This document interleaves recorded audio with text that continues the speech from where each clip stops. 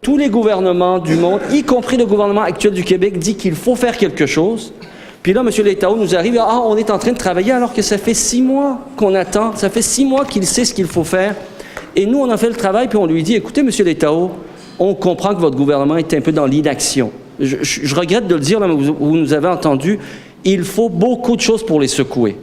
Sur ce sujet-là, comme bien d'autres des sujets. Là, ça fait 2 semaines que des acteurs de la société québécoise viennent dire au gouvernement il faut faire quelque chose. La ministre Boulet dit elle-même je ne peux rien faire tant que la définition de l'établissement œuvrant commercialement au Québec ne change pas. D'accord? C'est ce que notre projet de loi vise justement à changer pour qu'elle puisse agir. Elle veut agir pour s'assurer que Airbnb fonctionne de manière équitable avec les autres. Et là, M. Letao se retranche encore derrière des explications. M. Letao, je l'invite à cesser les explications et passer à l'action. Notre projet de loi lui permettrait. Il faut un peu d'humilité, là. Je pense que c'est un minimum d'humilité que ce gouvernement doit avoir, d'accepter que ce projet de loi, c'est peut-être pas eux qui l'ont pondu, mais ça recueille une adhésion et un appui parmi les meilleurs experts et parmi tous les acteurs économiques qui connaissent ça. Alors, qu'est-ce qui attend? L'impact direct du non-paiement des impôts par les géants du Web se traduit par moins de fonds dans les coffres de l'État pour soutenir notamment les industries culturelles.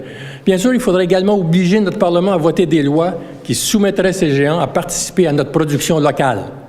Bien sûr, il faudrait également obliger notre Parlement à réserver une part de la TVQ qui est perçue, à réinvestir dans notre industrie. Notre industrie culturelle télévisuelle est en mode survie. Les exceptions que représentent les succès de District 31 et de Unité 9 ne doivent pas faire écran à la situation dans laquelle nous nous sommes. Je réitère, je presse le gouvernement à mettre en place des mesures pour financer adéquatement l'industrie culturelle télévisuelle et cinématographique québécoise. C'est une question de survie et après 55 ans de métier dans cet univers-là, je peux vous le confirmer. Je pense que le projet de loi que M. Kadir dépose aujourd'hui est une bonne solution et c'est une piste qui va éliminer une certaine inéquité.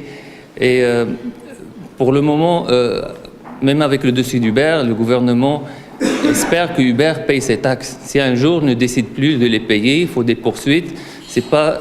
Il n'a aucune mainmise sur l'argent, c'est des comptes à l'étranger. Et c'est pareil pour plusieurs entreprises. Et nous, on a été touchés parmi les premiers par cette inéquité, mais ça va venir très rapidement toucher plusieurs secteurs d'industrie au Québec. Ces géants d'agences de voyage en ligne grugent des parts de marché à nos hôteliers.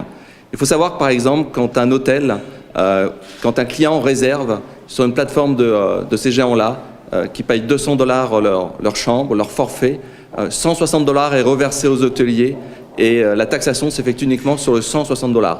Mais où est la taxation sur les $40 restantes? Donc on se pose beaucoup de questions à ce sujet-là et nous demandons encore une fois et réitérons que les solutions soient claires et précises au sujet du projet de loi.